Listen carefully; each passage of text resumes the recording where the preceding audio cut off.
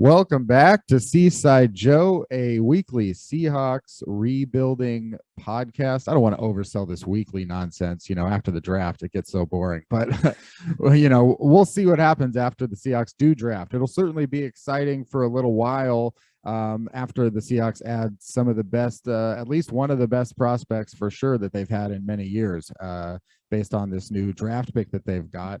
And to discuss said draft pick as well as other draft picks and the state of the Seahawks is one of my good Seahawks friends going back more than 10 years. Yeah. It's been that long. And, Weird. and I want to say too, but with me, it's Real in the Field Gulls back again. Danny Kelly. I forgot about that name. Good name. Real in the Field Gulls. I think that was you. I think you came up with that. That was fun. I don't know who. I forget. Do you know who we credit with the name Field Gulls? No, I don't know. That was before my time at Field Gulls that they made that name. Somebody in the comments or somebody at Seaside Joe definitely knows the answer to that. So please let us know if you know who came before John Morgan. I'm pretty sure that was whoever came up with Field Gulls. It's at the top of my tongue or whatever. Yeah. Tip of your tongue, top of your head.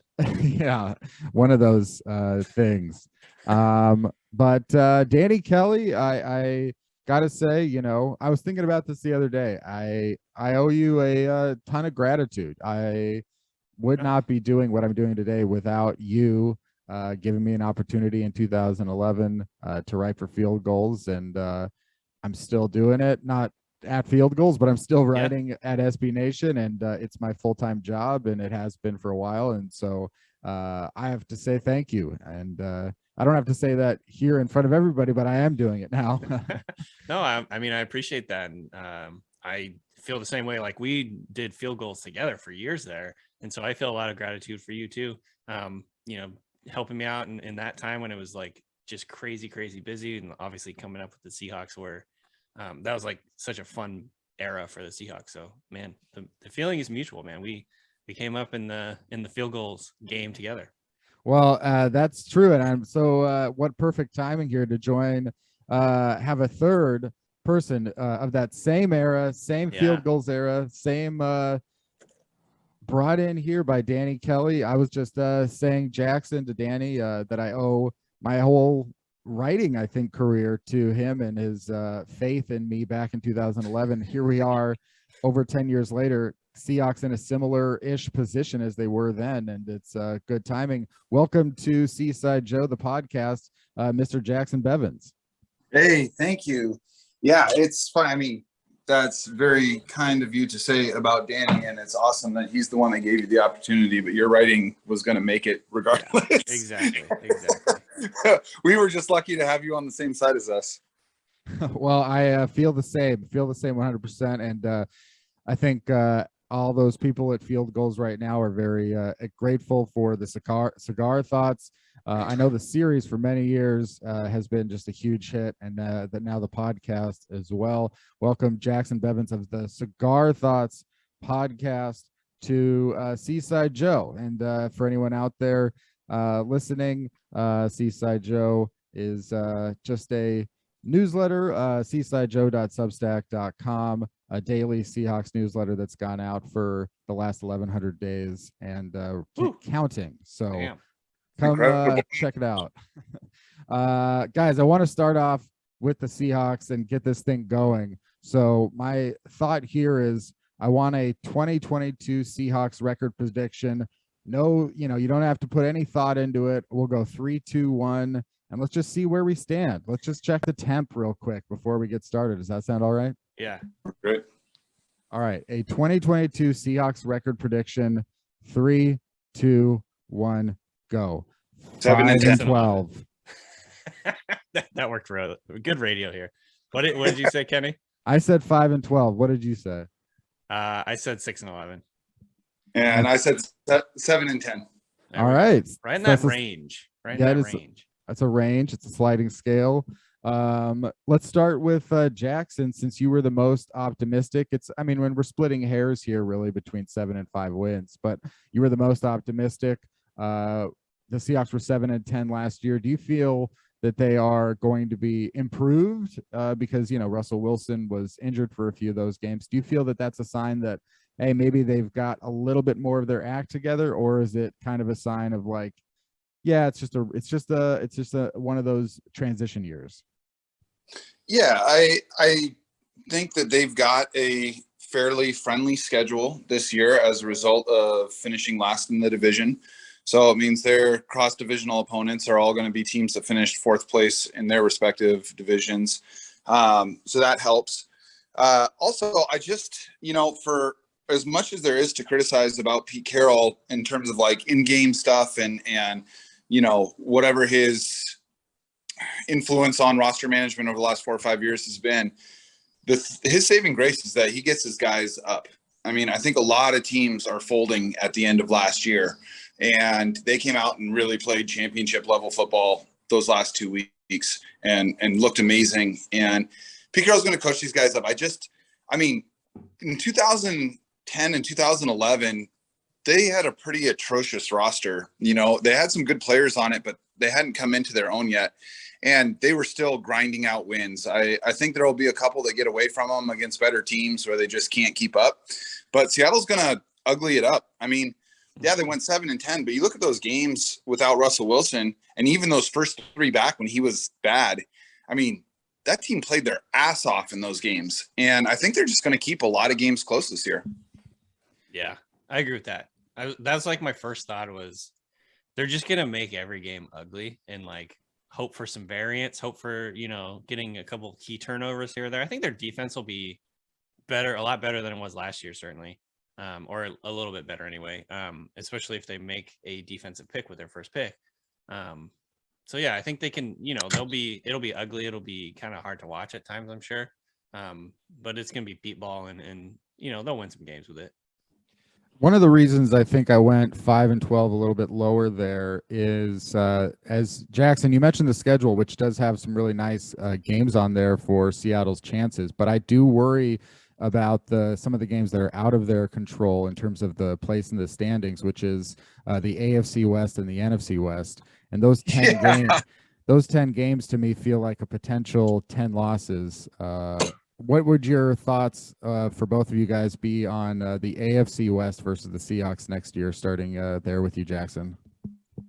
Yeah, I think the thing that I always try and remind myself when prognosticating is that, we tend to talk about, and you guys might have heard me say this before, we tend to talk about the difference between good teams and bad teams being something between like a team that's a 9 out of 10 versus a team that's 2 out of 10.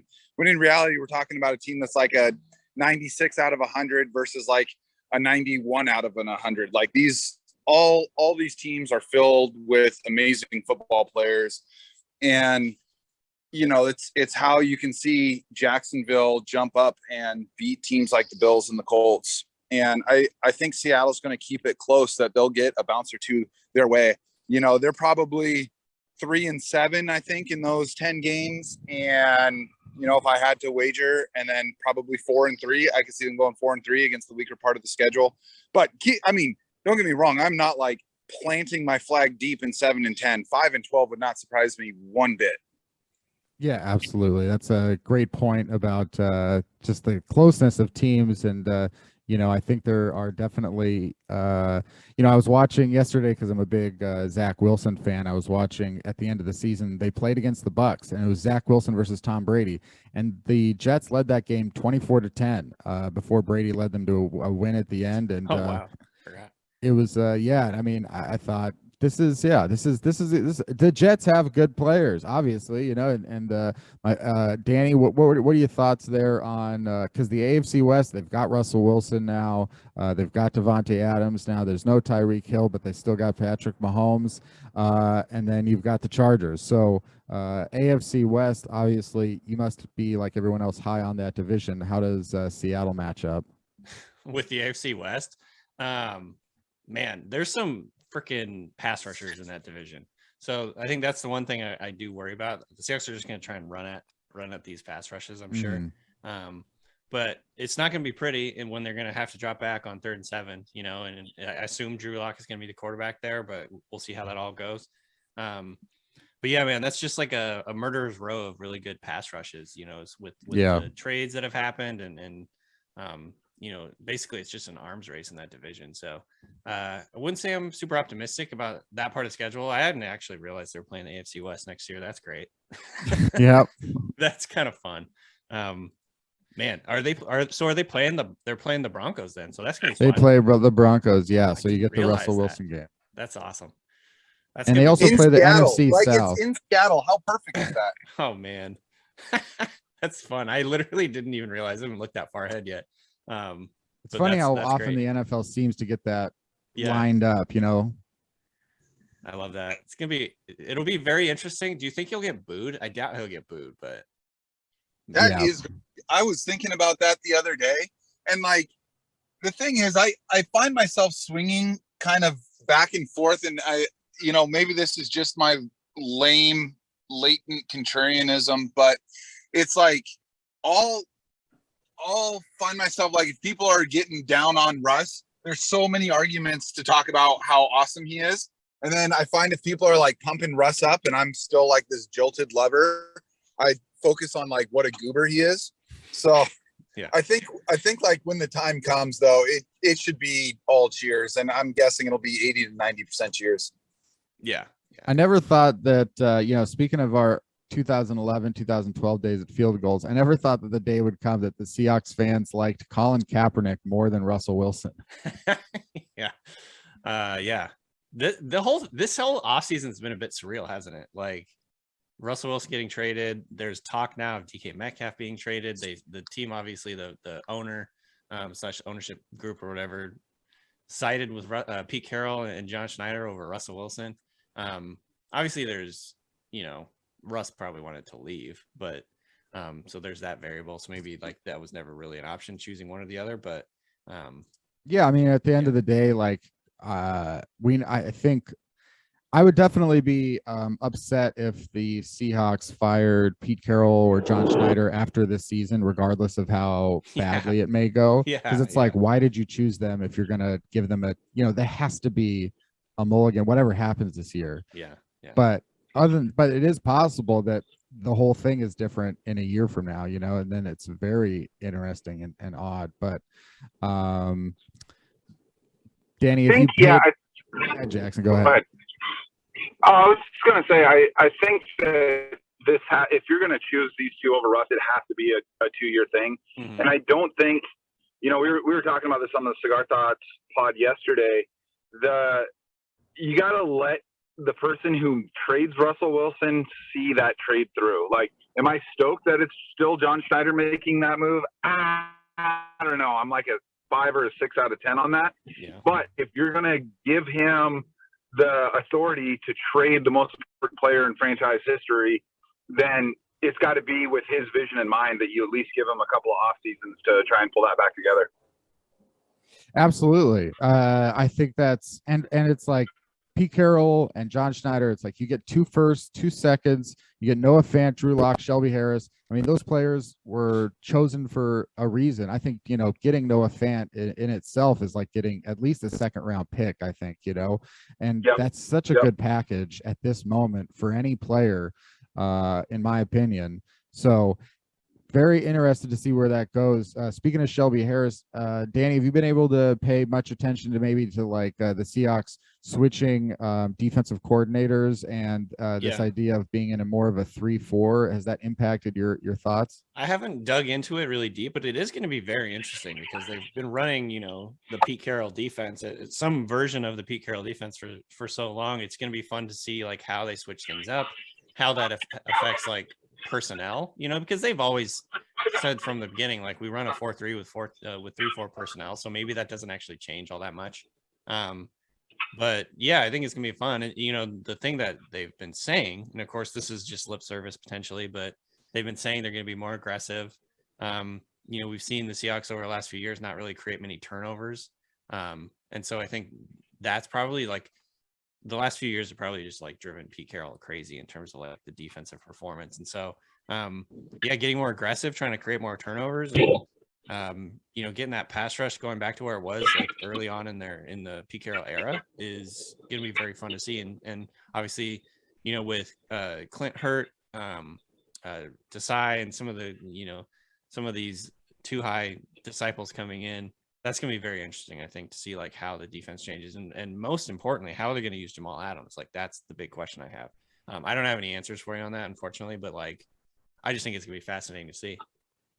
To piggyback off that point, Danny, it sounds like that was a huge part of the interview process for all of the potential defensive minds that they brought in. A big part of it was what's your plan for Jamal Adams, and that at least to me was really encouraging. And then every time Clint Hurt has had a microphone, he's been talking about being really dangerous, really dynamic. I mean, these are the words that I've longed to hear, because it's just so frustrating to watch a team, even if they're going to finish top 10 in points allowed and all that stuff, to just watch them give up 3rd and 3 after 3rd and 3 because, they're just like, oh, you're not going to beat us over the top. You're not going to beat us over the top. And then we're going to, get tight in the red zone and hold you to 3 points. And it's just like, even if there's like a statistical argument to be made for it, it's really fucking boring football. Yeah, exactly. Yep. Yeah. I was just thinking about this the other day too, where I was like, every great game of all time maybe had bad defense. It's like I was watching Mahomes versus Allen in the playoffs last year again, and it's like that game doesn't go down in history if not for some bad defense in the fourth quarter, right? Yeah. It's basically like defenses can't stop shit. Like, these are the best games in the NFL, or at least like judging on what you'd see on Twitter and stuff, like how people react. But it's like, if you have, you just, and that's where it's like, it comes down to, again, the big debate now post Russell Wilson. When you're talking about bad defense, great games, you're talking about Patrick Mahomes and Josh Allen, and now all of a sudden the Seahawks have Drew Lock instead of Russell Wilson.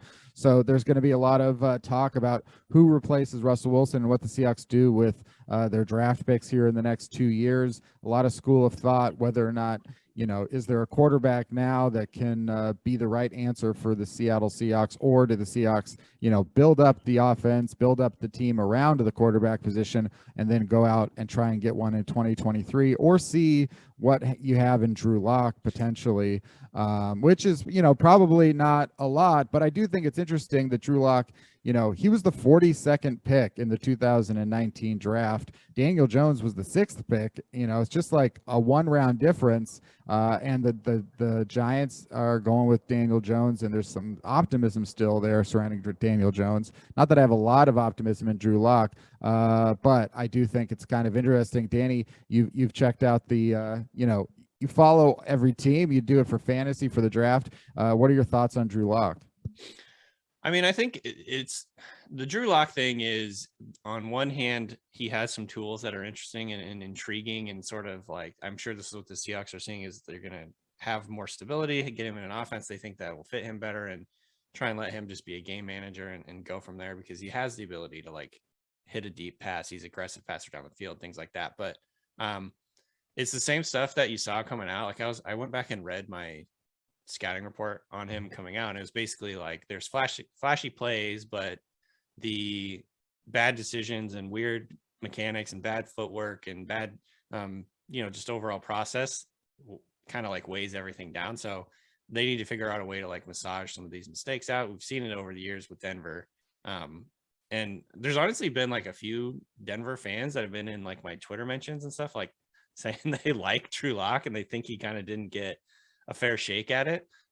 So I don't know. I'm kind of keeping an open mind on it. I'm not optimistic that he'll be a good NFL starter, but I think it'll be, again, it's just kind of like this whole era of like resetting the Seahawks and stuff is just kind of fascinating in my brain. Like, I want to see how this all goes. Like, I kind of just got bored of watching the same thing every year with the Seahawks. Like, obviously they're not going to be as good this year. So once the games start, like, maybe my enthusiasm for this will change dramatically, but like, it's just gonna be fun to watch and figure out like how they, attack this. I don't think Drew Lock is the answer.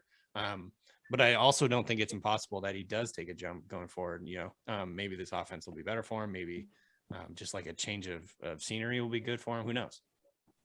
Yeah, very true. And I think a lot of people felt a little bit of fatigue with, just Pete Carroll, Russell Wilson, Ken Norton Jr., for like 4 years. That was, and everybody kind of centers everything around the head coach and the quarterback. So when you don't win a Super Bowl or make playoff runs, it's very difficult to get on board with that. Jacson, what are you maybe looking forward to with the next iteration of quarterback, whether that's Drew Lock, Geno Smith, or a draft pick? Just knowing that it's not Russell Wilson, like, what are you at least hoping to get out of this next year? Yeah, initially I was fairly excited about the idea of bringing in a rookie quarterback this year, and there's a couple that I could talk myself into being excited about. I think there's a story you can tell with Malik Willis where he becomes a really scary, dynamic, dual threat quarterback that can take the lid off of defenses and get out of trouble the way that a young Russell Wilson did. I think Desmond Ridder, there's a lot to like there in terms of how he might exist within a Shane Waldron offense. But the more I think about it, and especially looking at the Jacksonville and Chicago situations, I think it's really important to just get your house in order first. And there's not like a can't miss quarterback prospect this year that I would like to see them use high draft capital on when they can use that at cornerback, edge, offensive tackle. I think Trevor Lawrence and Justin Fields are two of the better, more NFL-ready quarterback prospects of the last decade, honestly. And we saw what happens when you put those types of prospects into shitty situations. They were terrible last year. And I think that's because those franchises have rot in their DNA the last number of years. And that's hard for one 21-year-old to overcome. So I think Seattle is a much better run franchise and organization than either of those two teams. But right now they don't have any offensive tackles and they don't have a third receiver. Like, I would like to get those things in place before we toss a 21-year-old into the mix and have him face the pass rushers in the NFC West and the AFC West 10 times this year. So, Drew Lock's been through the fire. Geno Smith's been through the fire. I would rather treat this as like the Tavares Jackson 2011 year, where you're really just seeing who's going to stick at all the other positions. And then once you have an idea, they're going to have a ton of cap space next year. They're going to have a ton of draft capital, presumably 4 picks in the top 50-ish next year as well. That's when I'd like to bring in a quarterback. Yeah, very great points. And I think it kind of bears out, guys that have been successful out of the first round in the last 10 years. You're talking about Josh Allen going to a Bills team that had been 9-7 the year before. Sean McDermott was establishing what he was going to do. Talking about Patrick Mahomes going to a Kansas City Chiefs team that was 12-4 the year before they drafted him and had a whole year to sit there behind Alex Smith and get on a good team.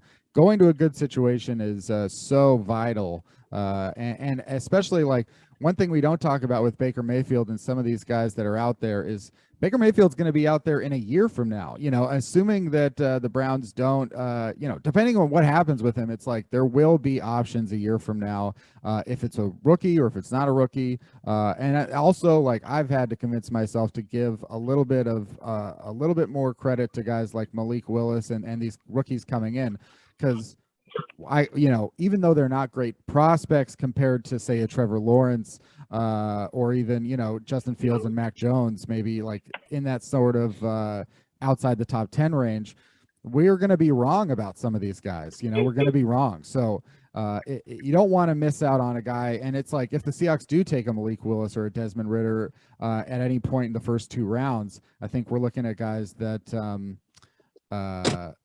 we got to give that chance to say, like, well, maybe Seattle sees something in them that just goes, just like with Russell Wilson, that goes well above and beyond their grades.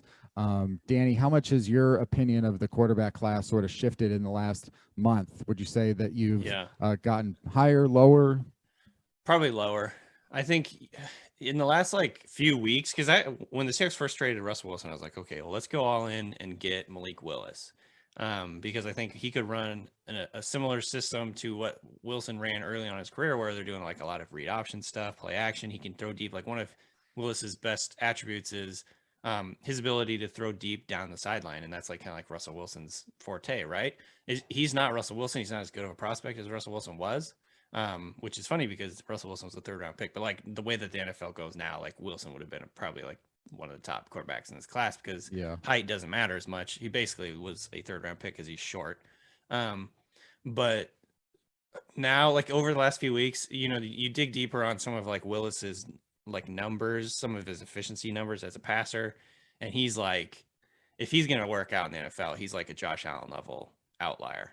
Like, do we want to bet on that, especially in the top 10, which is where you're probably gonna have to take him? I'm kind of like, I'm in Jackson's boat too, where I'm just like, I'd rather have them get the foundation laid, like build up a good roster, get some more, playmakers, kind of just get the house going first before you add a quarterback and like try and like make it work and then put all this pressure on him to like be a star.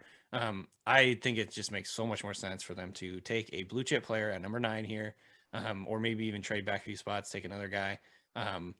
Than it would be for them to take a quarterback. I don't think any of the other guys are worth the top 10 pick. If they take Ritter at like 40 or 41, I'd be fine with that. Like that would not bother me. I think that's a smart move. You can kind of like work to develop him. Drew Lock can start in year 1 or they can compete or whatever. But like taking the top 10 pick this year, I think in particular is probably not a good idea. And I think, so I've kind of come around on it. At first I was excited about the idea of Willis, and now I'm just like, it just doesn't make a lot of sense for all the reasons that Jacson laid out. Yeah. One of the things, it seems like Malik Willis, he had that going into last year at Liberty. He had that opportunity maybe to like skyrocket. And I think he had a very good season, but I don't know that he skyrocketed by having a very like dominant season at Liberty that would give a little bit more. But what I like about Willis too, is I've learned more about his personality, and him is like, he's very humble about his whole situation. He's very much like, I need to get better. I need to keep working on these things. I need to, I think if he goes to, one of my concerns with Willis is if he goes to a team like the Steelers, the fans are going to push out Mitchell Trubisky before training camp. It's like similar to Fields and Dalton, where it's like, why are you putting this situation when you know that it's going to go a certain direction, because the starter's not good enough to really hold that job. So if he goes to Seattle, Drew Lock's going to be, nobody's going to be excited about Drew Lock when you've got a top 10 pick there. So I'd like the idea of Malik Willis going to a team where he's really solidified as not the number 1 and can work on that stuff. But as you say, if he's got that Josh Allen potential that he can tap into, you would not pass on that for any reason. But you would pass on it if you had a big-time draft crush at another position. And you said the Seahawks, they can elevate this defense with Clint Hurt in ways that they haven't. They can elevate this offensive line in ways that they haven't had a pick since Russell Okung in 2010. Jackson, you've been looking, I'm sure, at this top 10 over and over, thinking about which guy would really change the field for the Seahawks the most here. Any like real big time, like you would, jump through the ceiling if the Seahawks drafted this guy at 9?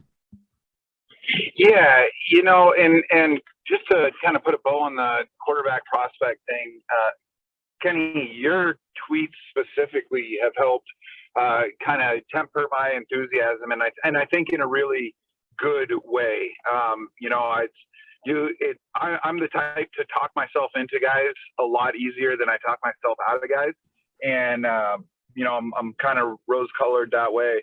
But the way that you were breaking down the success rate of first-round quarterbacks, it really is like, first of all, it's rare that these guys hit, and it's such a huge risk, right? Because you're kind of signing up for giving them 4 years of a chance. And if they're not that guy, then, that really sets you back. And the common denominator with those hits being they went to good franchises for the most part. So, I don't think I want a quarterback in the top 10. If Malik Willis somehow slides past both Detroit and Carolina, which I don't anticipate, it would be tempting for sure. But there's basically, I think, 4 guys that I think have a chance of being there at 9 that I'd be really excited about. Ekem, I never can say his last name correctly. Kwanu is Kwanu, thank you, is exciting to me. Kayvon Thibodeau, I think, has the potential to be really, really dynamic. And I think that, Pete Carroll's kind of been punting on top end edge rusher talent because he believes in depth at the position and rotating guys out and all of these things. But I think he'd be pretty excited to really work with a potential game rector. But for me, the two guys that get me most excited are Sauce Gardner and Derek Stingley. I think in this era of the NFL, and especially if you're going to start gambling on defense, you just need really good corners. And these are two guys where ability to, we overuse the term lockdown, but the ability to really make things difficult for the other team's number one weapon allows your defense to do so much more than Seattle's been able to do in the past. So I'd probably be most excited about one of those corners. Yeah, and looking at that position, cornerback, you have such an abundance of wide receiver talent in the NFL in the draft, and you have such a shortage on cornerback talent in both of those areas that I think you're looking at a position there that if you can get it in the top 10, like last year with a Patrick Surtain, a J.C. Horn, you're looking at guys that maybe can really change the outcome for the other side of the field. And I've heard, that for some people, Stingley, Gardner, and even Andrew Booth are better cornerback prospects than Surtain and Horn. For some people, this is what I've heard. For you, Danny, obviously you spent a lot of time on the draft and on the top 10, and now with the Seahawks, suddenly having a top 10 pick. Yeah, it's weird. What is that maybe ideal Pete Carroll, fitty type guy, or a guy that for you personally, you're just like, forget about the fit. This guy is going to be a dominant NFL player? Well, I think if Thibodeau falls, just go draft him, because I think the deal is with him is some teams don't like his personality or his interests off the field. And I think Pete Carroll probably wouldn't really care about that as much. Like Pete, I think he's had so many guys in the locker room over the years that have had multiple interests off the field. I don't think that would be like it would not be a deal breaker for him. So if Thibodeau falls, I think that's perfect, because he would be a big time impact player in this style of defense they're going to play. Jackson mentioned him, Ike Ekwonu, if he falls, or Evan Neal, if he falls, like we need a tackle, go get him. Like that would make total sense to me. I go back and forth on taking a corner at that spot. Like I think it would be really exciting, and like the things that they could do with a lockdown corner, quote unquote lockdown corner, like would be really intriguing. But I don't know, like I don't really think that they would take a corner there. I'm still sort of dubious the idea that they'd want to, especially with some guys in this class that are really athletic, really long. You could probably get a good like corner in the second or third round. So I think that's kind of like where I'm curious whether they would do that or not. But I like it if they pick Sauce Gardner or Derek Stingley. I'd be super excited. The other guys that I think are real options there: Javon Walker, Jordan Davis, both from Georgia. Maybe even Devontae Wyatt from Georgia, who's like one of the most athletic defensive tackles ever. I mean, obviously Jordan Davis kind of overshadowed his combine, but like he put together a ridiculously good combine. Devontae Wyatt did. And then Jermaine Johnson, Florida State pass rusher. And I like him. Yeah, he would be like, I think, a Seahawks pick because, he's a really long, powerful guy that can, do pretty much everything you want in that defense. He can play the run. Like Pete Carroll's going to love that. So I think any of those guys would make a lot of sense for the Seahawks, but I think I would be most excited if they got one of the tackles or Kayvon Thibodeau. Danny, go ahead, Jackson. Kenny, I'm sorry. There's a question I've been dying to ask Danny, and I'm going to use this opportunity. So you've had a chance to sink your teeth into this draft now for a bit. I think that one of the most likely outcomes of the number 9 pick is that they trade back. And yeah, for me, I'm like, normally I'm okay with that because Seattle's picking in the 20s. And, it's been my impression that most first rounders or most draft classes don't have 32 first round grades. They have more like 12 to 16. Yeah. My question to you is, how far back would you feel comfortable with Seattle trading and still have a shot at a legit blue chipper? Yeah, not very far. Like if they trade back into the 20s, I'd be pretty bummed out. Like I think they'd be skipping out on a lot of talent there. Even if they trade back to, past 15, really, I'd still be like, man, they're just passing up some of the best players in this class for guys who are like bigger question mark kind of deal. And like maybe not the position group that they're really looking for. Like if they traded back from 9 and went to like 20, you're still going to have a really good receiver at that spot. That's great. But like, are they going to pick a receiver? Like, I don't know if they're going to pick a receiver in the first round. You're letting all the pass rushers and tackles go off the board if you do that. Or all the good ones that I would be really excited about them drafting.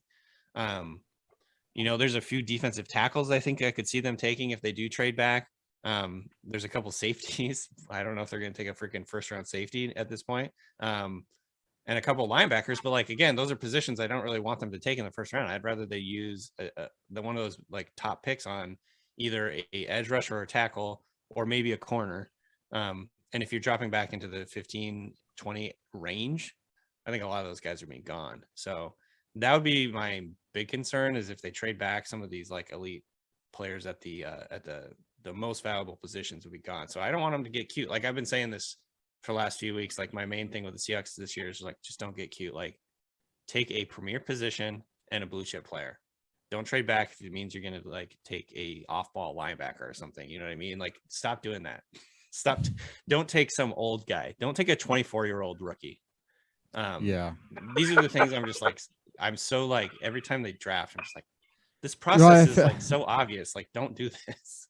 I have this. And then the one guy that does fit the profile of like, get the young stud at the premier position that they've done in like the last 5 years was DK Metcalf. And it's like, yep, that worked out. Yeah. You should do more of that. It feels like that, I have this hunch that the Seahawks will trade back very far and then pick 24-year-old Bernard Raymond out of Central Michigan, who's like a second, third round grade. But it's like, people would go, why would they do that? Why would they do that? Why did they do any of the moves that they've done in the past? That's just what they do. That was like, Kenny, that's a perfect example. The other one that I've come up with that I think is really plausible that they end up doing is staying at 9 and taking Trevor Penning, who is a small school tackle, who like makes all the checks for like what Seahawks like gritty, athletic, blah, blah, blah. But like, I think he's got major holes in his game, and he's coming from a small school. And it's like, again, all the like process like that, for instance, like Shilkapedia like does a great job of this. Like there's a few rules to do early in the draft, like, and I think a lot of them, like the process would be like, don't take a small school guy in the top 10, like he doesn't have experience playing against really good players. He still has a lot of development, and he's going to make this jump into the NFL, where you're going to be going against guys that are like 1.5 times faster than anybody that you played, So I think biggest fear is that they're going to take Penning at 9. And I can absolutely see them doing that. I could too. Can I play devil's advocate in favor of John Schneider here? Sure. We haven't seen them pick in the first half of the first round in a decade. Right. And, we've seen them make these moves with late firsts and early seconds, and they're frustrating. But John Schneider has 3 picks in the first half of the first round in his career. And those were Russell Okung, Earl Thomas, and Bruce Irvin. And they all had really nice careers. And Earl Thomas is a borderline Hall of Famer. So I think he's 3 for 3 with draft capital. I would put, the one thing I would say on that is I thought the Bruce Irvin pick was getting cute. Like, number one, they traded back. I believe I was talking to somebody earlier. I think they traded out of the Fletcher Cox. Yeah, they went from 12 to 15 for the Eagles to get Fletcher Cox, who is a dominant player. And then you get Bruce Irvin, who is like turned into like a Sam linebacker, sometimes pass rusher, who had a okay career. And by the way, he was like somebody that no one had in the first round. Like, right. That's the definition. Fair. It's the definition of getting cute for me, is like, that's fair. Pick. That's fair. Yeah. I mean, that's where I think I'm on board with you, Jacson, just in the sense of like, if we go back to the last time the Seahawks had any sort of draft capital like this, other than Bruce Irvin, Russell Okung was a potential top 3 pick, and he was available at 6. Earl Thomas was a potential top 7, top 8 pick. He was available at 14. And the John Schneider, they didn't hesitate. They picked, like, these guys are great prospects. I think, like, that's a great example of if that guy like Kayvon Thibodeau is there, I don't think there's going to be any trade, any sort of hesitation. I think that will be very exciting. If Kayvon Thibodeau, obviously Aiden Hutchinson's going to be off the board. If you look at some of these guys, I don't think there's a long list for me of guys who, if they're available, they're like run to the podium, other than, maybe 2 or 3 names, just depending on what Seattle likes. For you, like for Danny, if Evan Neal was available at 9, would you run to the podium? Yeah, absolutely. I think that he would be an awesome pick for them at that spot because he's potential top pick overall. Like there's talk that he could be one of, Jacksonville's main guys. Evan Neal, the other thing about him too is like he's massive, he's super athletic, like he checks all those boxes. He played 3 different spots on the offensive line for Alabama. He played at left guard, right tackle, and left tackle. So that gives him the additional value of like if they do end up re-signing Dwayne Brown after the draft or whenever this happens, he could play right tackle, he could play left guard, whatever. Like there's so many things you can do, and I think it just adds to what they want to do. So I would love Evan Neal as a pick for them. Yeah, and I think that would be their best. Obviously, that would be their best tackle. It would be like getting a young, Dwayne Brown, in just the sense of one of their best tackles that they've had in a long time. Yeah, thinking about these blue chip prospects in the draft this year, maybe this is just me, and like I feel like I'm coming across a lot of haters, maybe recently with some of these picks, where it's like there's negative aspects here and there. But let me ask you, like Danny, if for example, if Rashaad Slater was in this draft. Obviously, we know now that Rashaad Slater is a fantastic tackle at the NFL level. Yeah. But if Rashaad Slater was in this draft, do you think he'd be a top 3 pick? Yeah, probably. That's a good question. Because I'm kind of confused why he fell in last year's draft. Last year's draft was interesting because I think he had taken off the year for the COVID pandemic or whatever, and so maybe there was some question marks about that. But yeah, like he was really, really high on my board. I'm going to go back and look actually how high I had him. I had him at 7 overall on my board. So like, yes, he would be a top 3 pick, I think, in this class.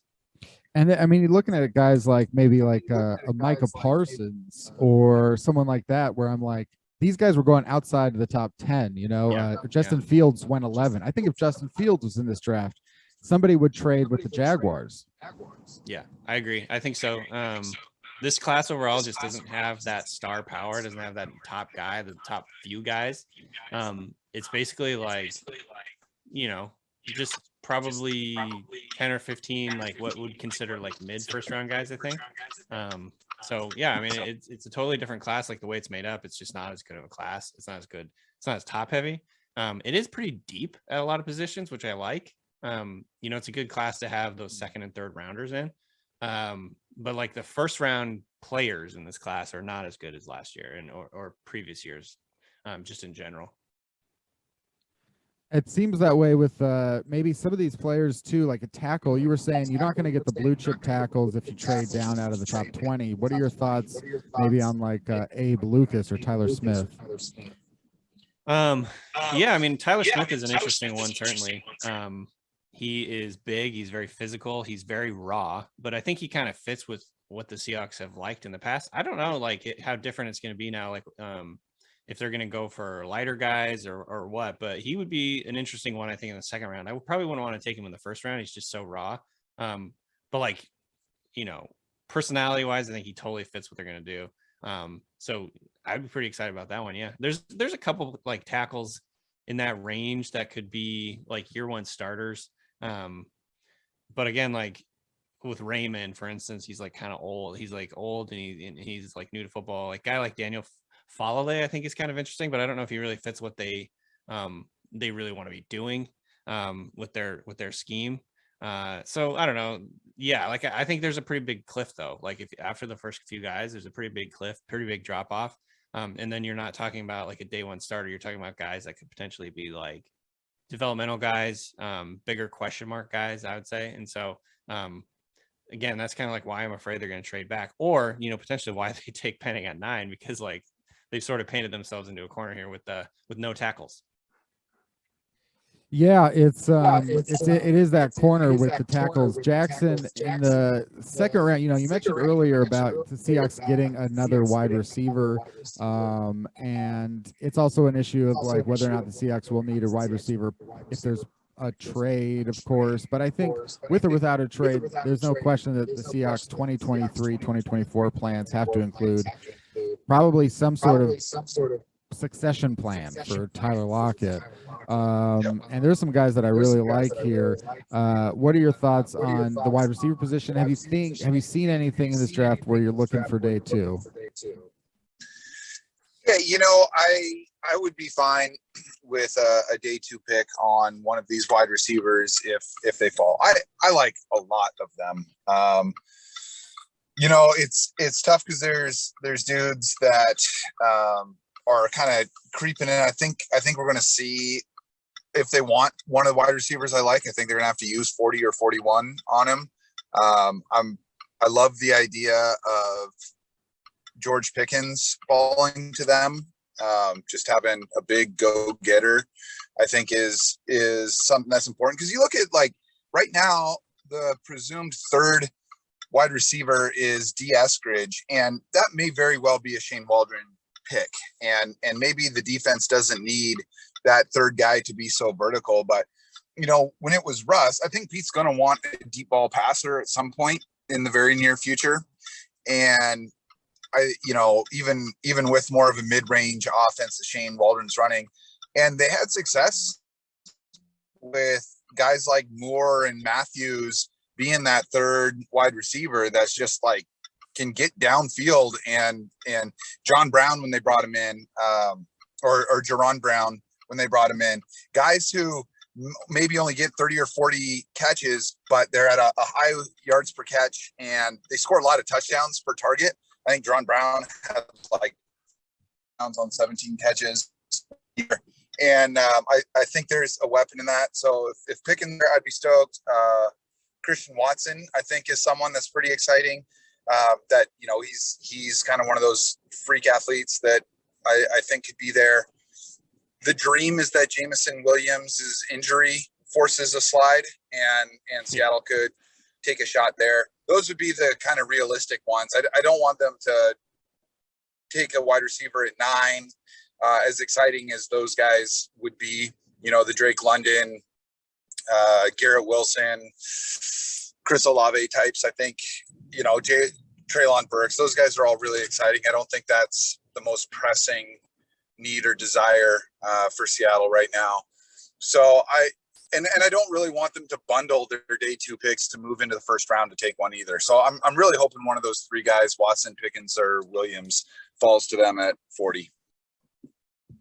Yeah, and I mean, just the fact that you're talking about these wide receivers, and you named like 8 or 9 guys, and they're all making me go like, yeah, I want to see that. It's like, and that's happening year after year now, where it's like it's so interesting. Where it's like, at the end of the day, if the Seahawks came away with Jameson Williams, you're just going like, well, I don't care if it's a need. I don't care like about his knee. Like if that was a guy hits what he does at Alabama, if he repeats that somehow in the NFL level, he's just going to be a superstar. And it's funny because you mentioned D. Eskridge and Shane Waldron. Always thinking Shane Waldron with the Rams, of course. And now that I look it over and I think about it more and more, I'm like, look at the Rams. This is a team that's always been a 3 wide receiver team.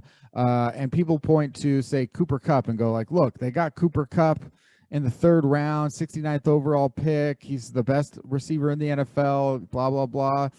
And then I also think like, this is still Sean McVay.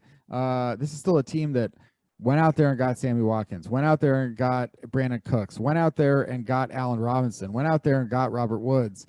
It's also kind of like an interesting thing where the Rams haven't really drafted their wide receivers. They used the 2nd round pick on Van Jefferson. They used the 2nd round pick on Tutu Atwell. They used a 4th round pick on Josh Reynolds. It's interesting because even as much success as the Rams have had, they haven't been able to draft wide receivers other than Cooper Kupp really at all. So it's like the draft route is kind of like, it's like a very exciting route, but it's interesting too to think like in that second round range, that day 2 range, you're taking more of a chance. You might not get a Gabe Davis out of this. And I'm so excited by some of the, like I said, a lot of these guys. Danny, who are you sort of like?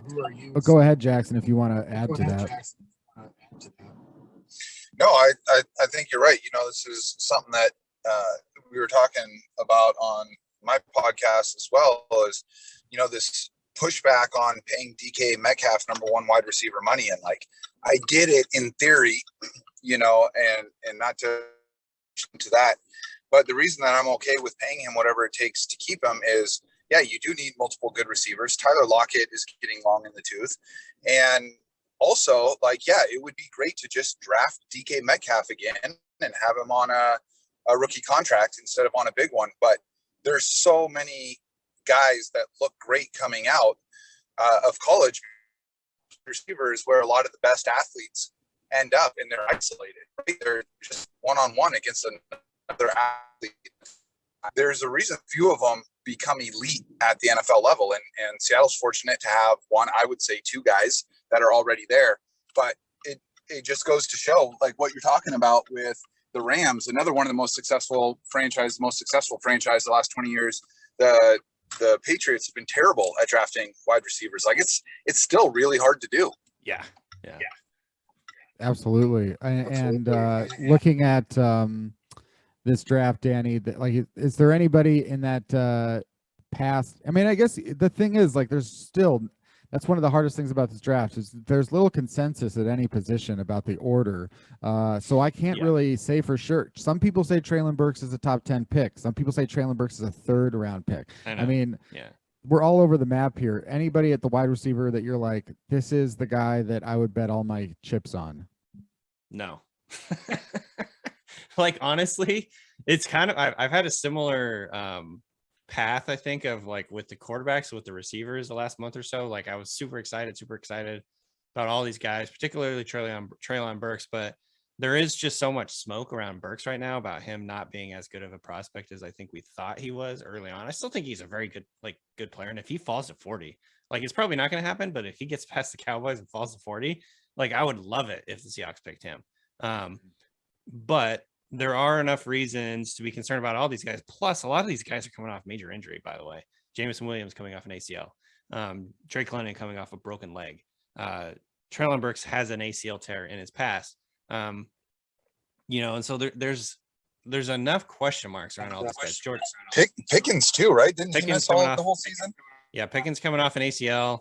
A guy like Justin Ross, who's probably now like a later round guy, like coming off, he has a neck issue that could drop him down a lot of teams' boards.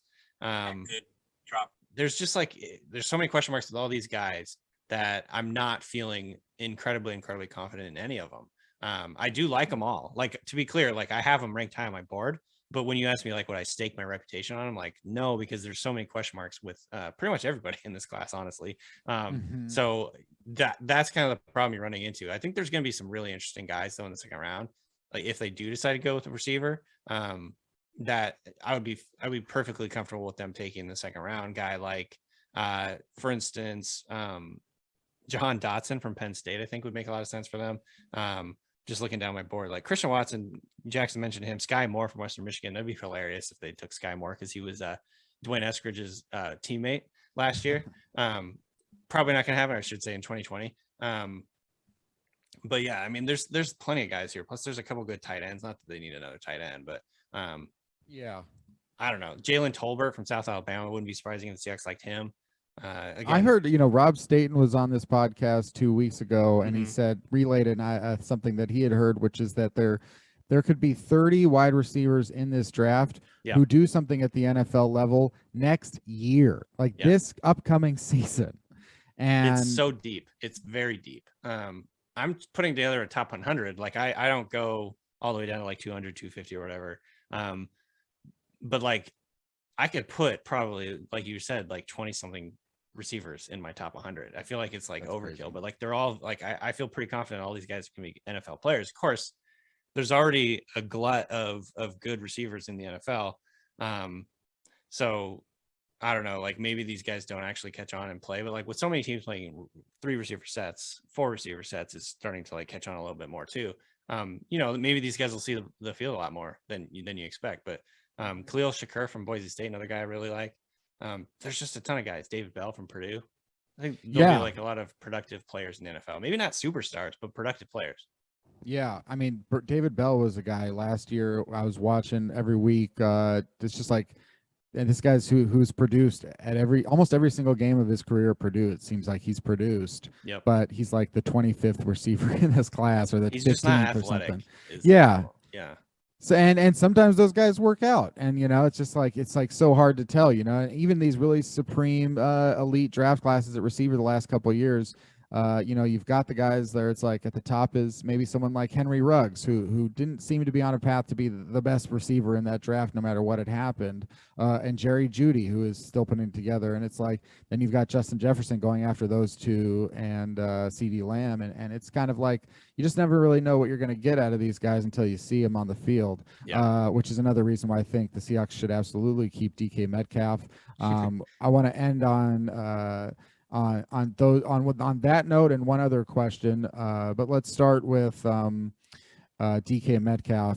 Jackson, if DK Metcalf's agent comes to you today and says he wants a 3-year, $72 million contract, is that good for you? Yeah. Where do I sign? 3 years, 72. Probably fully guaranteed. I'm assuming, because 70 is the new number to beat. I guess that's the Tyreek contract, right? See, pretty much. I guess, yeah, pretty much without the extra year or whatever it was.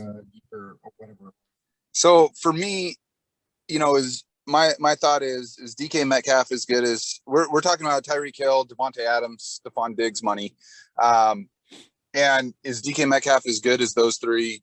No, he is not. Is he better at 24 than any of those guys were at 24? Yeah, I think he is. And if you're going to give players contract extensions, you are buying their future. You are not buying their past. And I think DK is more valuable than all of those guys. So if I can get him for the same price as them, I'd do it. I think so. And then you're also talking about, like, if the Seahawks found themselves in a position in 2 years where they're like, we need a guy like DK Metcalf. Well, you don't have to trade a first and a second round pick to get him. Yeah,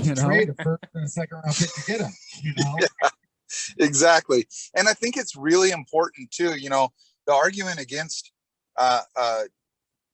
keeping DK and extending him is, well, you don't have a quarterback. You're in the middle of a rebuild. Why would you spend so much money on that position? And my thought on it is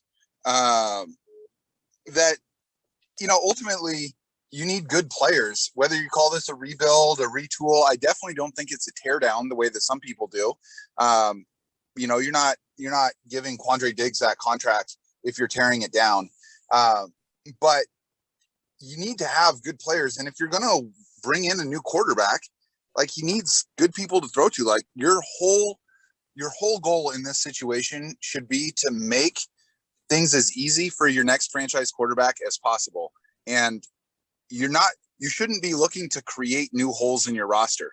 DK Metcalf is one of the last remaining blue chips on this team. And if they don't re-sign Dwayne Brown, he's the only blue chip on the offense. It just doesn't make any sense to me to get rid of that.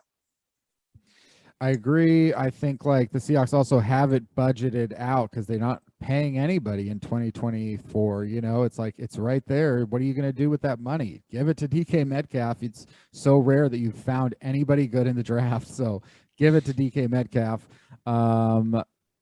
Before we go, last question. You talked about we've talked earlier about the Seahawks, their new defense, new aggression. It made me think, like, oh, maybe this is Darrell Taylor's chance to become a star in the league. Maybe this is a chance here for some of these guys to really shine out. I want to ask you guys both, crushes on the Seahawks already. We talked about DK Metcalf, but he's already a crush. Everybody loves him. It's more than a crush. That's a full-on, hopefully a marriage. We're going to put a ring on it. But as far as crushes go, people you want to ask out, take on a date, guys that the Seahawks haven't had a ton of those blue chip hits like DK Metcalf, but maybe in a year or two we'll be talking about DS Gridge, Gerald Taylor, someone like that, as like, wow, this guy's blossoming, developing into somebody. Jackson, what do you think? Jordyn Brooks. I am super duper duper into Jordyn Brooks.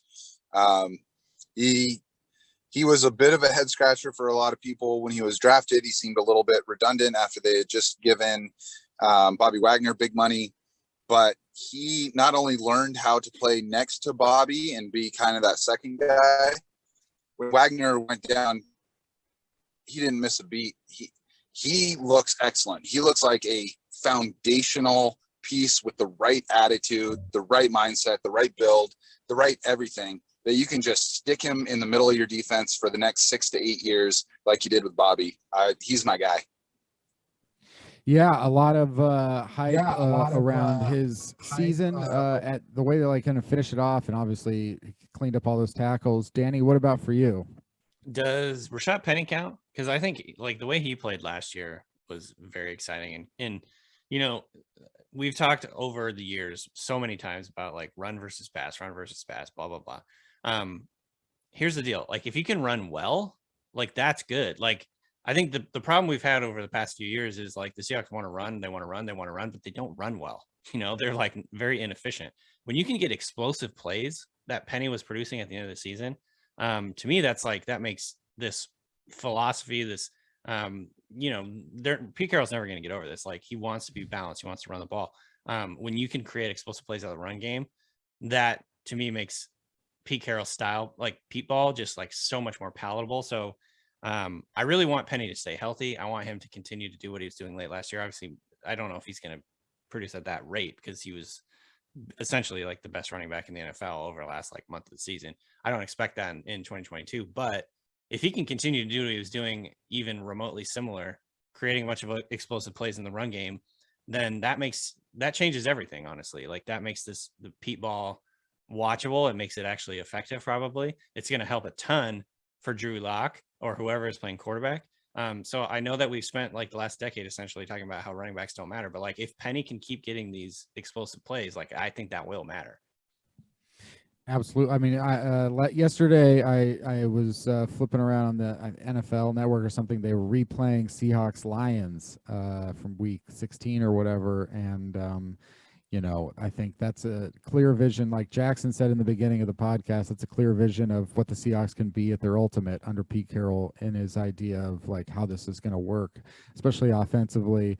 It's another reason why I think we didn't talk about this at all, but could Breece Hall be a Seahawks player? Could the Seahawks take a running back in the second round? Obviously, absolutely they could. Chris Carson, whether or not he'll be healthy enough to play and stay on his contract is up for debate, and we'll see what happens. Jackson, you've got the Cigar Thoughts podcast. You've got people can follow you on Twitter at Jacson Bevens. What's that Cigar Thoughts Twitter? Is it Cigar Thoughts? Yep, it's at Cigar Thoughts, and good follow for updates with the team and all that, but mostly just to see who's coming on the show. We've been really, really fortunate with the guests that we've had on there, and so give that a follow. 100%, and hopefully anybody that's out there, I would just assume you already know how great Cigar Thoughts is, but if not, go check out that great guest list, great podcast, great professional show. You guys are doing it right and doing it well. Danny, you can follow him on Twitter at Danny B. Kelly, and always at The Ringer. Danny, anywhere else that people can find you, your work, or any sort of mock drafts or draft guides that you want to promote? Yeah, we got the draft guide up at The Ringer, and that's nfldraft.theringer.com. We have 2 shows a week on our NFL draft show, for the Ringer NFL Draft Show, which is on the Ringer Fantasy Football Show feed. Can't find it. And then that's about it right now. We got another mock coming out next week, got another update coming out next week. Crunch time. Fantastic, and yeah, you guys got some of the best NFL writers in the business, and it's been great to watch. So check out The Ringer and check out Danny and Jacson on Twitter, all leading up to the draft, and of course, seeing what happens after these draft picks are announced. And this is Seaside Joe. Please check out, more than anything, I want people to check out the newsletter. I'm putting out 2 or 3 updates per day about the Seahawks draft. Just check it out. And this podcast on YouTube, feel free to subscribe if you'd like to. And there will be more shows like this. Last week I talked to Christian Sicoli, former Seahawks 6th round draft pick, who is currently in the USFL, and they've got an upcoming game. Christian is playing left tackle now for them. So check that out. And that's it for this episode of Seaside Joe. Come back next week for another episode with another guest. And check out Cigar Thoughts and The Ringer. I'm Kenneth Arthur, and I'll see you next week.